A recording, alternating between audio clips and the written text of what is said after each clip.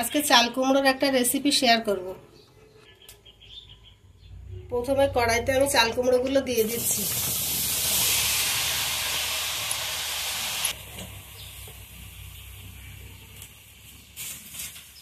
শুরুতে তেল দেওয়ার কোনো প্রয়োজন নেই। লবণ, হলুদ, জিরে গুঁড়া, তেজপাতা,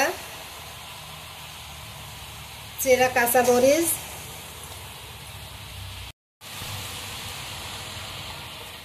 ইলিশ মাছের মাথা,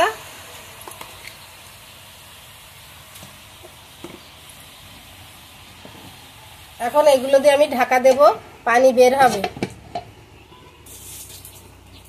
এখন আমি ঢাকাটা খুলে নেব। নিচে থেকে পানি বের হচ্ছে, নাড়িয়ে দেব।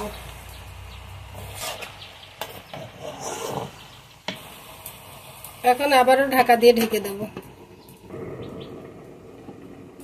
আবারও আমি ঢাকাটা খুলে নিচ্ছি। এখন অনেকটাই পানি বের হয়েছে। এখন ইলিশ মাছ আর চাল কুমড়ো থেকে সুন্দর একটা গন্ধ বার হচ্ছে। আবারও আমি ঢাকা দিয়ে ঢেকে দেব। এখন আমি ঢাকাটা খুলে নিচ্ছি। পানি শুকিয়ে গেছে। এখন আমি এটা নামিয়ে নেব। নামিয়ে নিয়ে এটা ফোড়ঙে দেব। ফোড়ন দেওয়ার জন্য আমি আরেকটা কড়াই বসিয়ে দিয়েছি। এখন আমি সরিষার তেল দিয়ে দিচ্ছি।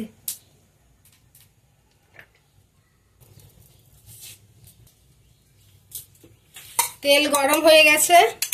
এখন আমি পেঁয়াজ কুচিগুলো দিয়ে দিচ্ছি। একটু নাড়িয়ে নেব। পেঁয়াজগুলো নরম হয়ে গেছে। এখন আমি রসুন কুচিগুলো দিয়ে দিচ্ছি।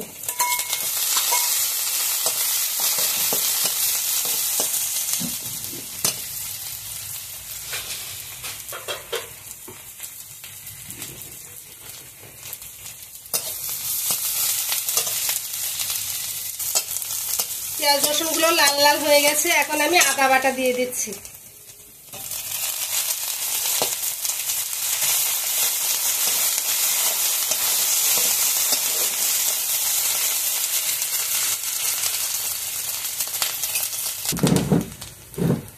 পেঁয়াজ রসুন আদা ভাজা হয়ে গেছে। এখন আমি চাল কুমড়োটা ঢেলে দিচ্ছি।